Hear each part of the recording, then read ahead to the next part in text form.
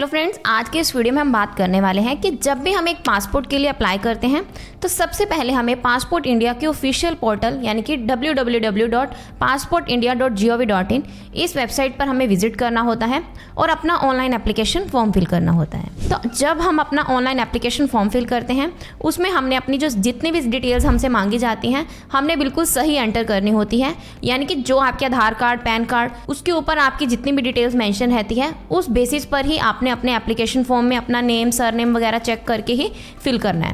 बाकी other details भी जो आपसे मांगी जाती हैं आपने बिल्कुल सही एंटर करनी है। और आप क्या करते हैं, एप्लीकेशन फॉर्म फिल करने के बाद एक अपॉइंटमेंट डेट बुक करते हैं, यानी कि जब आप अपॉइंटमेंट डेट बुक करते हैं साथ में आपको वहाँ पर एक टाइमिंग का भी ऑप्शन आता है। तो उस टाइमिंग पर आपने क्या करना होता है, जो भी अपॉइंटमेंट डेट और टाइमिंग आप यहाँ पर बुक करोगे उसी सेम अपॉइंटमेंट डेट और टाइमिंग पर जो भी आप अपना पासपोर्ट सेवा केंद्र या फिर जो पोस्ट ऑफिस पासपोर्ट सेवा केंद्र जो भी आप इनमें से सिलेक्ट करते हैं तो उसी सेम डेट और टाइमिंग पर आपने क्या करना होता है, पासपोर्ट सेवा केंद्र विजिट करना होता है। तो अब बात आती है कि जिस दिन आपकी अपॉइंटमेंट होती है, आप पासपोर्ट सेवा केंद्र विजिट करोगे तो उस दिन आपसे कौन कौन से सवाल पूछे जाते हैं। तो इस टॉपिक के ऊपर आज की ये वीडियो कंप्लीट रहने वाली है। तो मेरी आपसे यहाँ पर एक छोटी सी रिक्वेस्ट है कि आपने इस वीडियो का कोई भी पार्ट मिस नहीं करना, कंप्लीट वीडियो को वॉच करना है ताकि आपके सारे डाउट्स क्लियर हों कि आपको अपने साथ कौन कौन से डॉक्यूमेंट्स कैरी करने हैं और वहाँ आपसे क्या क्या पूछा जाएगा। तो सबसे पहले मैं आपको बता दूं, जिस दिन आपकी अपॉइंटमेंट होगी आपने क्या करना है, जब आप एप्लीकेशन फॉर्म फिल करते हैं उस टाइम पर जब लास्ट तक आप यानी कि सारा एप्लीकेशन फॉर्म फिल कर लेते हैं तो एक एक्नॉलेजमेंट स्लिप डाउनलोड करने का ऑप्शन आता है। तो आपने क्या करना है, अपने मोबाइल फ़ोन में जो वो एक्नॉलेजमेंट स्लिप है उसको आपने डाउनलोड कर लेना है। अगर आपके पास प्रिंटर की फैसिलिटी है तो आप क्या कर सकते हैं, उसका प्रिंट आउट भी निकलवा सकते हैं। अगर प्रिंट नहीं करना चाहते तो आप अपना जो एप्लीकेशन फॉर्म है उसको अपने मोबाइल फ़ोन में डाउनलोड करके रख सकते हैं। तो जिस दिन आपकी अपॉइंटमेंट है आपने क्या करना है, उस एप्लीकेशन फॉर्म के ऊपर आपको रिपोर्टिंग टाइम मेंशन होगा। तो आपने क्या करना है, उस टाइमिंग से आधा घंटा पहले पासपोर्ट सेवा केंद्र पहुंच जाना है। तो जिस दिन आपकी अपॉइंटमेंट है आप पासपोर्ट सेवा केंद्र विजिट करोगे, आपने आधा घंटा पहले पहुंचना है और वहां पर आपको बाहर जो गार्ड्स दिखाई देंगे वो क्या करेंगे, आपके एप्लीकेशन फॉर्म आपसे मांगेंगे और वो सारा आपका एप्लीकेशन फॉर्म चेक करेंगे कि आज की ही आपकी अपॉइंटमेंट है और आप सही टाइम पर आए हो या नहीं आए। तो उस बेसिस पर वो क्या करते हैं, आपको अंदर एंट्री दे देते हैं। तो अब कुछ लोगों के माइंड में ये डाउट रहता है कि मेरे फादर मेरे साथ जाएंगे तो क्या उनको एंट्री दी जाएगी या मदर जाएगी उनको एंट्री दी जाएगी। तो अगर आप मेजर हैं यानी कि अगर आपकी एज 18+ है तो जो आपके साथ आपके रिलेटिव्स या पेरेंट्स जाएंगे उनको कोई अंदर एंट्री नहीं दी जाएगी, उनको बाहर ही कैंटीन में वेट करना होगा।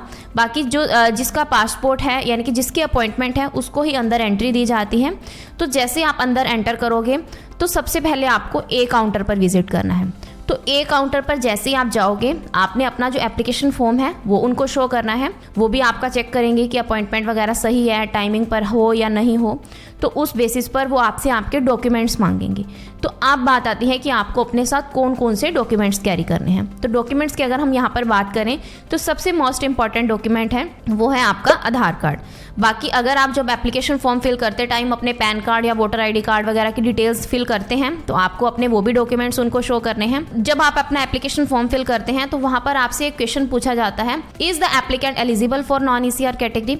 तो हम सब यहीं पर कंफ्यूज हो जाते हैं कि ये नॉन ECR कैटेगरी क्या है। तो सबसे पहले मैं आपको नॉन ECR कैटेगरी और ECR कैटेगरी दोनों के बारे में बता देती हूँ। तो जो ECR कैटेगरी है, ECR means immigration check required, यानी कि जब आप 10th क्लास से कम पढ़े लिखे हैं और पासपोर्ट अप्लाई करते समय अपने एजुकेशनल डॉक्यूमेंट्स यानी कि अपने 10th क्लास की मार्कशीट साथ में नहीं लगाते तो आपको जो पासपोर्ट इशू किया जाएगा वो एक ECR पासपोर्ट इशू किया जाएगा। तो अब बात आती है कि पहचान कैसे रहेगी कि ये ECR पासपोर्ट है या नॉन ECR पासपोर्ट है। तो जो आपको पासपोर्ट इशू किया जाएगा उसके लास्ट पेज में जहाँ पर आपका एड्रेस वगैरह मेंशन रहता है उसके ऊपर मेंशन होगा इमिग्रेशन चेक रिक्वायर्ड। तो यहाँ से आप पता लगा सकते हैं कि जो ये पासपोर्ट है वो क्या है, ECR पासपोर्ट है। वहीं अगर हम बात करें नॉन ECR पासपोर्ट की तो non ECR means immigration check not required, यानी कि जब आप 10th क्लास या फिर इससे ज़्यादा पढ़े लिखे हैं और पासपोर्ट अप्लाई करते टाइम पर आप अपनी 10th क्लास की मार्कशीट साथ में लगाते हैं तो आपको जो पासपोर्ट इशू किया जाएगा वो एक नॉन ECR पासपोर्ट इशू किया जाएगा। तो अब नॉन ECR पासपोर्ट के ऊपर कुछ भी ऐसा मेंशन नहीं होगा कि इमिग्रेशन चेक नॉट रिक्वायर्ड या चेक रिक्वायर्ड, ऐसा कुछ भी मेंशन नहीं होगा, सिंपल होगा। क्लियर। तो ये होता है आपका ECR और नॉन ECR पासपोर्ट। अब डॉक्यूमेंट्स की हम बात कर रहे थे। अगर आप 10th क्लास से ज़्यादा पढ़े लिखे हैं तो आपको अपनी 10th क्लास की मार्कशीट उनको शो करनी होगी। बाकी भी अदर डॉक्यूमेंट उनके ऊपर डिपेंड करता है कि वो आपसे अगर कोई डॉक्यूमेंट मांगते हैं तो उस टाइम पर आपने उनको अपना डॉक्यूमेंट शो करना है। आपके पास आपके ओरिजिनल डॉक्यूमेंट्स प्लस फोटोकॉपीज़ दोनों होने चाहिए, यानी कि जिस दिन आपकी अपॉइंटमेंट होगी आपने अपने साथ अपने ओरिजिनल डॉक्यूमेंट तो कैरी करने ही हैं, प्लस उनकी फ़ोटोकॉपीज़ भी 2 फोटोकॉपीज़ भी आप ज़रूरी है कि आप वहाँ पर अपने साथ कैरी करो। अगर आप फ़ोटोकॉपीज़ कैरी करना भूल जाते हैं तो वहाँ पर आपको फैसिलिटी दी जाती है, आप बाहर यानी कि जो शॉप्स वगैरह होती हैं वहाँ से भी आप अपनी जो फ़ोटोकॉपीज़ है वो करवा सकते हैं। तो बाकी आपने क्या करना है, वहाँ पर उनको अपने सारे डॉक्यूमेंट शो करने हैं। अगर आप पासपोर्ट रिन्यूअल के लिए अप्लाई कर रहे हैं, यानी कि अगर आपका जो पासपोर्ट है वो एक्सपायर हो चुका है, आप नया पासपोर्ट दोबारा से रिन्यू करवाना चाहते हैं, तो इस केस में आपको अपना जो पुराना पासपोर्ट है वो भी अपने साथ में कैरी करना है। तो अब आपने ये सारे डॉक्यूमेंट्स उनको देने हैं, वो अपने सिस्टम में ये सारे डॉक्यूमेंट स्कैन करेंगे कि आपके पास कोई फेक डॉक्यूमेंट तो नहीं है, आपके सारे ओरिजिनल डॉक्यूमेंट्स हैं।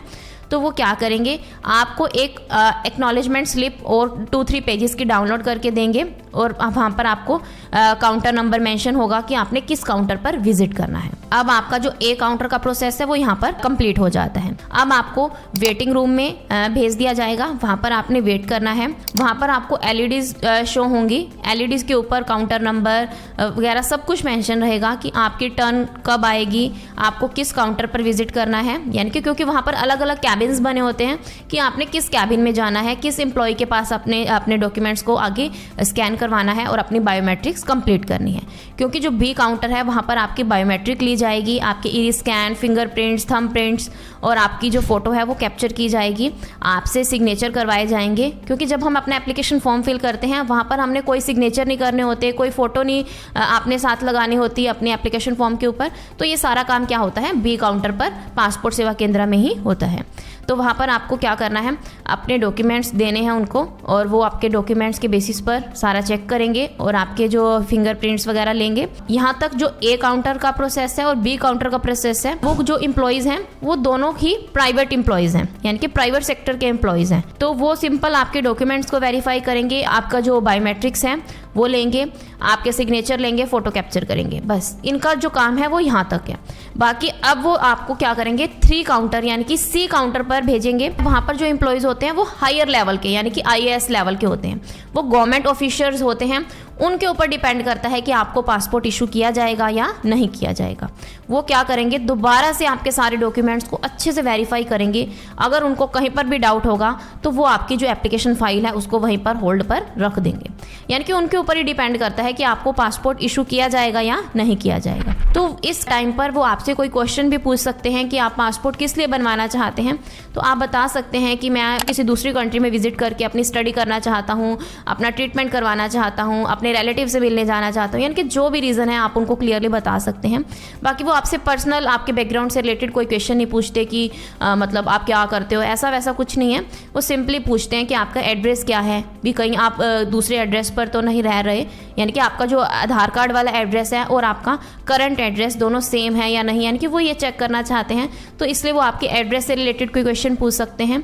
सिंपल से वो आपसे क्वेश्चन कोई एक आधा उनके माइंड में आता है तो वो पूछ सकते हैं, अदरवाइज वो ज़्यादा डीपली आपसे कोई ऐसा क्वेश्चन नहीं पूछेंगे। उनको सिर्फ आपके डॉक्यूमेंट से मतलब है कि आपके जो डॉक्यूमेंट्स हैं वो वैलिड हैं, कोई फेक डॉक्यूमेंट तो नहीं बनवाया हुआ आपने। तो वो क्या करेंगे, आपके जो एप्लीकेशन फाइल है वो वहाँ पर सबमिट कर लेंगे और आप जब लास्ट में एग्जिट करोगे तो वहाँ पर आपको एक एक्नॉलेजमेंट स्लिप दी जाएगी। उसके ऊपर आपका जो ट्रैकिंग आईडी नंबर है वो मेंशन रहेगा कि आप अपने उस ट्रैकिंग आईडी नंबर की हेल्प से अपने पासपोर्ट का जो स्टेटस है वो चेक कर सकते हैं कि आपको आपका पासपोर्ट कब रिसीव होगा। और जो नेक्स्ट स्टेप है वो है पासपोर्ट पुलिस वेरिफिकेशन। अब आपको 1 से 2 दिन के अंदर अंदर पुलिस स्टेशन से कॉल आएगी, या फिर वो कई बार क्या होता है कि आपके एड्रेस पर वो खुद ही विजिट करते हैं और आपके डॉक्यूमेंट्स को वेरीफाई करेंगे, आपका बैकग्राउंड चेक करेंगे कि आपके ऊपर कोई कोर्ट केस या फिर कोई क्रिमिनल केस तो नहीं है। तो इस बेसिस पर वो क्या करेंगे, आपकी जो पुलिस वेरिफिकेशन है वो कंप्लीट करेंगे। देन आपकी जो फाइल है वो आगे RPO में सेंड की जाएगी और आपका जो पासपोर्ट है वो प्रिंटिंग के लिए सेंड कर दिया जाता है और कुछ ही दिनों में यानी कि 15 से 20 दिन के अंदर अंदर आपका जो पासपोर्ट है वो बनकर आपके घर तक डिलीवर कर दिया जाता है। तो यहाँ पर जो पासपोर्ट के लिए अप्लाई करने की जो कैटेगरीज हैं वो भी 2 होती हैं। First is normal, second is तत्काल। तो अगर आपको पासपोर्ट जल्दी चाहिए, अर्जेंट चाहिए, तो आप तत्काल कैटेगरी के अंडर अपना पासपोर्ट बनवा सकते हैं। अगर आपको कोई इमरजेंसी नहीं है तो आप नॉर्मल कैटेगरी के अंडर अपना पासपोर्ट बनवा सकते हैं। यहाँ पर अगर हम फीस स्ट्रक्चर की बात करें तो नॉर्मल कैटेगरी के अंडर आपको 1500 रुपीज़ पे करने होते हैं और तत्काल कैटेगरी के अंडर आपको 3500 रुपीज़ पे करने होते हैं। तो इसलिए अगर आपको कोई ज़्यादा इमरजेंसी नहीं है तो आपको ज़्यादा पैसे लगाने की क्या ज़रूरत है, आप नॉर्मल कैटेगरी के अंडर अपना जो पासपोर्ट है वो बनवा सकते हैं। तो जैसे ही आप पासपोर्ट सेवा केंद्र से एग्जिट करोगे तो वहाँ पर आपको साथ के साथ मैसेज सेंड कर दिया जाता है कि आपकी जो फाइल है वो सक्सेसफुली सबमिट हो चुकी है या नहीं हो चुकी, तो आपको वहाँ पर ही क्लियरली पता चल जाता है।